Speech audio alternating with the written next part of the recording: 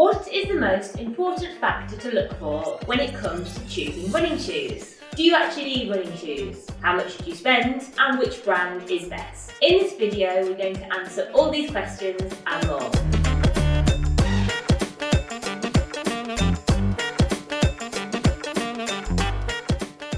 Hello there, my name is Sarah. This is Running Shoes Guru. Let's start with the questions. Short answer, yes.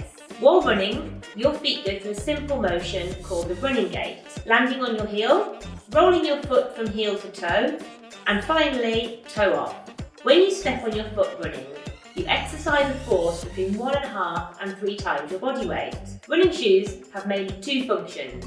1, absorb part of this shock, this is called the cushioning, and 2, guide or encourage your feet to move in a safe and efficient manner through the running gait. These shoes are designed and optimised for this simple motion. Other sports have different movements, sudden change of speed and direction, stops, jumps, rotations. When you run in a shoe that was designed for other sports, you are not getting the benefits a running shoe is meant to give, and you're potentially putting yourself at greater risk of injury.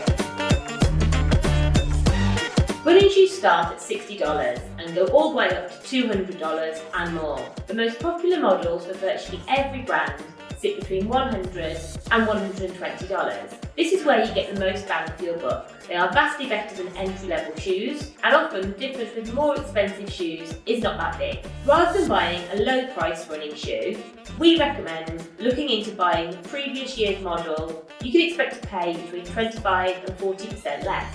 We always recommend an older, good shoe rather than a brand new, cheap one.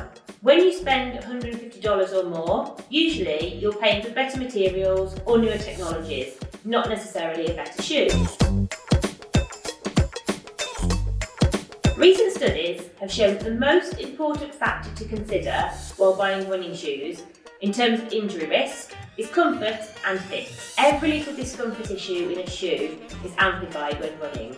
If the shoe is too short, or too long, too wide or too narrow, if a little stitch on the inside rubs you in the wrong way, imagine dealing with this for thousands of steps, along with your feet swelling because of the impact of the heat, or the little stitch rubbing its way to a proper blister.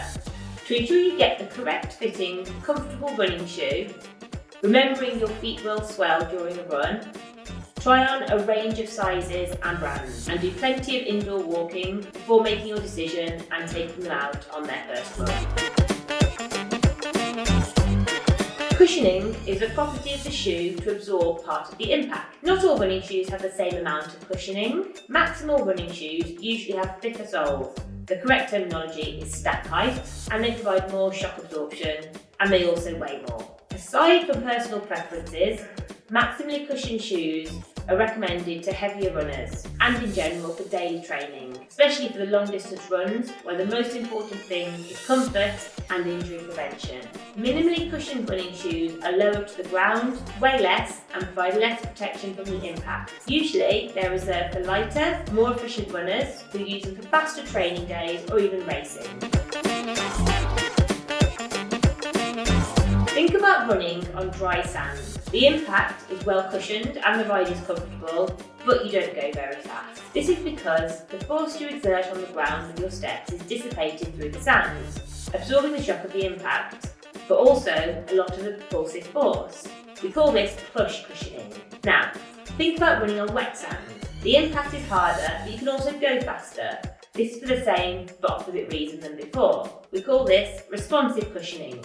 So what's best? It's really down to personal preference, but usually you want plush cushioning for your slow, long efforts and responsive cushioning for faster training and racing. We call cushioning balance when it's a good mix of plush and responsive.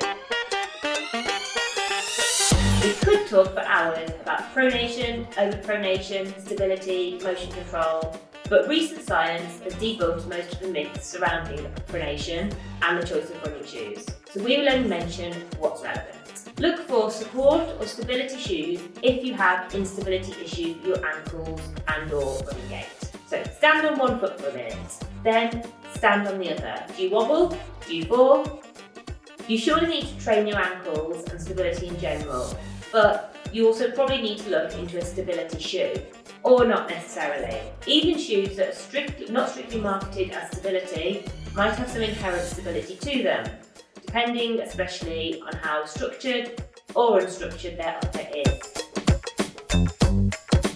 Heel to toe drop, simply drop, differential, they're all ways to call the difference in height in millimetres between the heel of the shoe and the toe. Traditional running shoes have a drop of 10 to 12 millimetres, low drop shoes usually 4 to 6 millimetres, and there is a whole category of zero drop shoes. A higher drop favours landing with the heel, while lower drops move the gait to a mid-foot or forefoot landing.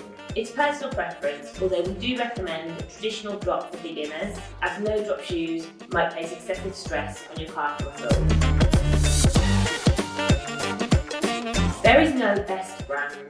Most of the running shoes out there are comparable quality. The most important thing is finding the right ones for you. More expensive running shoes or premium running shoes will have things like removable sock liners, memory foam in zones such as the ankle collar, seamless construction, knitted uppers, etc. But are they worth their price? If they increase your comfort or provide a better fit, then yes. As we said, comfort is the first factor to consider. I hope you now know enough about running shoes to find the perfect pair for you. If you do have more questions, then please leave them in the comments below. In the description, you'll find links to our reviews, buying guides, and even training plans to get you started. Remember to like and subscribe and share with your friends.